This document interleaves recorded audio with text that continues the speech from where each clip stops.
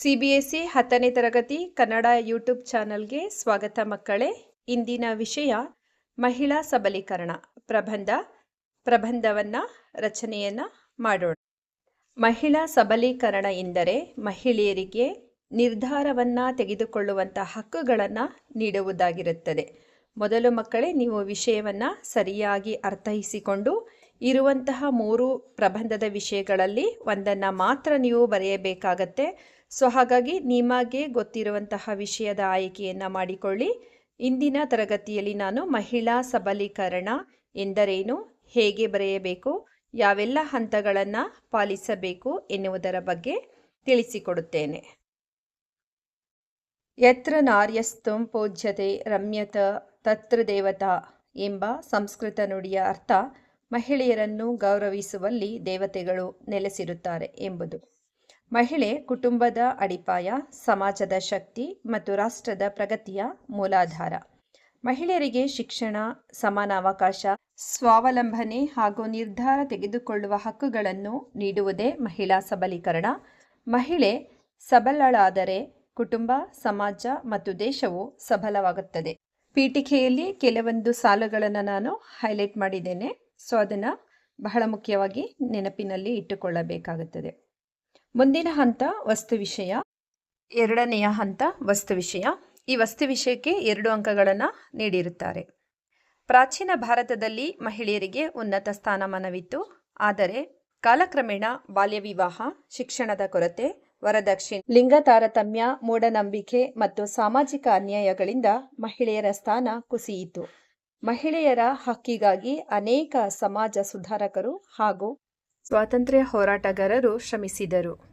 ಇಂದು ಮಹಿಳೆಯರು ಶಿಕ್ಷಣ, ವಿಜ್ಞಾನ, ವೈದ್ಯಕೀಯ, ಕಾನೂನು, ಸಾಹಿತ್ಯ, ಕ್ರೀಡೆ, ಆಡಳಿತ, ರಾಜಕೀಯ, ಉದ್ಯಮ, ರಕ್ಷಣಾ ಕ್ಷೇತ್ರ ಮತ್ತು ಬಾಹ್ಯಾಕಾಶ ಸೇರಿದಂತೆ ಎಲ್ಲ ಕ್ಷೇತ್ರಗಳಲ್ಲಿಯೂ ತಮ್ಮ ಪ್ರತಿಭೆಯನ್ನು ಸಾಬೀತುಪಡಿಸುತ್ತಿದ್ದಾರೆ.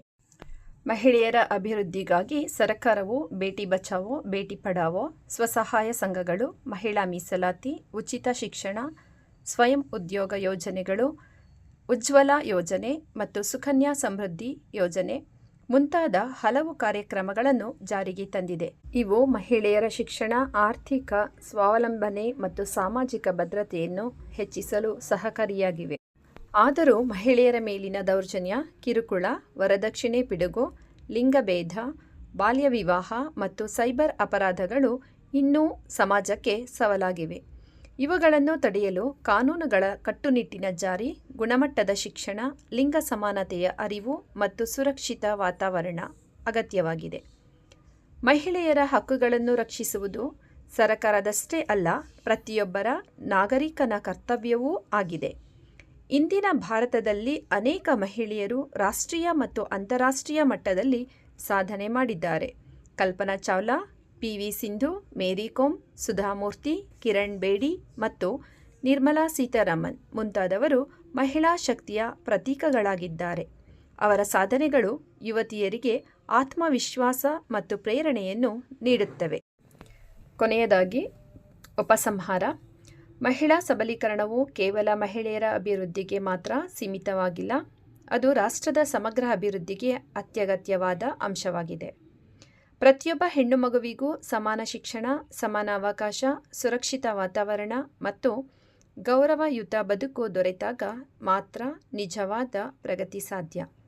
ಒಬ್ಬ ಮಹಿಳೆಯನ್ನು ಸಬಲಗೊಳಿಸುವುದು ಎಂದರೆ ಒಂದು ಕುಟುಂಬವನ್ನು, ಒಂದು ಸಮಾಜವನ್ನು ಮತ್ತು ಒಂದು ರಾಷ್ಟ್ರವನ್ನು ಸಬಲಗೊಳಿಸಿದಂತೆಯೇ.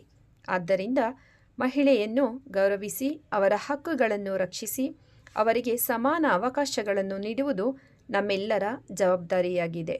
ಮಹಿಳೆ ಸಬಲಳಾದರೆ ಭಾರತ ಸಬಲವಾಗುತ್ತದೆ. ನೋಡಿ ಮಕ್ಕಳೇ, ಇದುವರೆಗೂ ಸಹ ಹಂತಗಳ ಮೂಲಕ ಹೇಗೆ ಬರೆಯುವುದು ಎನ್ನುವುದನ್ನು ತಿಳಿದುಕೊಂಡಿರಿ. ಮುಂದೆ ಬಹಳ ಮುಖ್ಯವಾಗಿ ನೆನಪಿಡಬೇಕಾದಂತಹ ಕೆಲವೊಂದು ಪದಗಳನ್ನು ನಾನು ಇಲ್ಲಿ ಕೊಟ್ಟಿದ್ದೇನೆ. ಈ ಪದಗಳನ್ನು ನೀವು ನೆನಪಿಸಿಕೊಂಡರೆ ನೀವೇ ಸ್ವತಃವಾಗಿ ಕೆಲವೊಂದು ಸಾಲುಗಳನ್ನು ನೀವು ಬರೆಯಬಹುದು. ಓಕೆ, ಸೊ ನೆನಪಿಡಬೇಕಾದಂತಹ ಮುಖ್ಯವಾದ ಅಂಶಗಳು ಅಂದರೆ ಪೀಠಿಕೆಯಲ್ಲಿ. ಸೊ ನಿಮಗೆ ಗೊತ್ತಿರುವ ಹಾಗೆ ಆ ಪೀಠಿಕೆಯಲ್ಲಿ ಮಹಿಳೆ ಬರುತ್ತೆ, ಹಾಗೆ ಕುಟುಂಬದ ಒಂದು ಅಡಿಪಾಯ ಅನ್ನೋದು ಬಹಳ ಮುಖ್ಯ ಆಗುತ್ತೆ. ಅರ್ಥದಲ್ಲಿ ಅದರ ಅರ್ಥ ಬರೀತೀರಾ. ಶಿಕ್ಷಣ, ಸಮಾನ ಅವಕಾಶ, ಸ್ವಾವಲಂಬನೆ ಹೀಗೆ ಆ ವಿಷಯಗಳ ಬಗ್ಗೆ ನೀವು ಬರೆದುಕೊಂಡು ಹೋಗ್ತೀರಾ. ಸೊ ನೆಕ್ಸ್ಟು ಸಮಸ್ಯೆಗಳು ಬಂದಾಗ ಇದು ವಸ್ತು ವಿಷಯದಲ್ಲಿ ಬರುತ್ತೆ. ಅಲ್ಲಿ ನೀವು ನೆನಪಿನಲ್ಲಿ ಇಡಬೇಕಾದಂತಹ ಅಂಶಗಳು ಅಂದರೆ ಬಾಲ್ಯ ವಿವಾಹ, ವರದಕ್ಷಿಣೆ, ಲಿಂಗಭೇದ. ಶಿಕ್ಷಣ ಮಹಿಳೆಯರ ಪ್ರಗತಿಗೆ ಪ್ರಮುಖ ಸಾಧನ ಅನ್ನೋದನ್ನು ನೆನಪಲ್ಲಿಟ್ಕೊಳ್ಳಿ. ಕ್ಷೇತ್ರಗಳು, ಯಾವ ಕ್ಷೇತ್ರಗಳಲ್ಲಿ ಮಹಿಳೆಯರು ಸಾಧನೆಯನ್ನು ಮಾಡಿದ್ದಾರೆ, ಸಾಧನೆ ಮಾಡಿದಂತಹ ಮಹಿಳೆಯರ ಬಗ್ಗೆ ಅವರ ಹೆಸರುಗಳನ್ನು ಬರೀತಕ್ಕಂತಹದ್ದು. ಕ್ಷೇತ್ರಗಳು ಬಂದಾಗ ವಿಜ್ಞಾನ, ಕ್ರೀಡೆ, ರಾಜಕೀಯ, ಉದ್ಯಮ.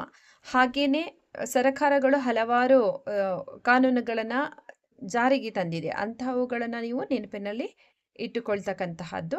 ಅದರಲ್ಲಿ ಕೆಲವೊಂದು ಪದಗಳನ್ನು ನಾನು ಕೊಟ್ಟಿದ್ದೇನೆ. ಸೊ ಇವುಗಳನ್ನು ಒಂದೆರಡು ಸಾರಿ ಓದ್ಕೊಂಡ್ರೆ ನಿಮಗೇನೆ ಆ ಪದಗಳ ಒಂದು ಪರಿಚಯ ಆಗುತ್ತೆ. ಅದರ ಮೇಲೆ ನೀವು ಅಂಶಗಳನ್ನು ಸವಿಸ್ತಾರವಾಗಿ ಬರೆಯಬಹುದು.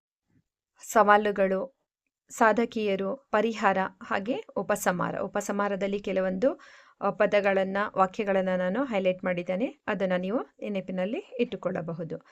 ಅದೇ ರೀತಿ ಅರ್ಥ, ಸಮಸ್ಯೆ, ಶಿಕ್ಷಣ, ಸಾಧನೆ, ಸರಕಾರ, ಸವಾಲು, ಪರಿಹಾರ ಇದಿಷ್ಟು ಬಹಳ ಮುಖ್ಯವಾದಂತಹ ಪದಗಳಾಗಿರುತ್ತೆ ಮಕ್ಕಳೇ.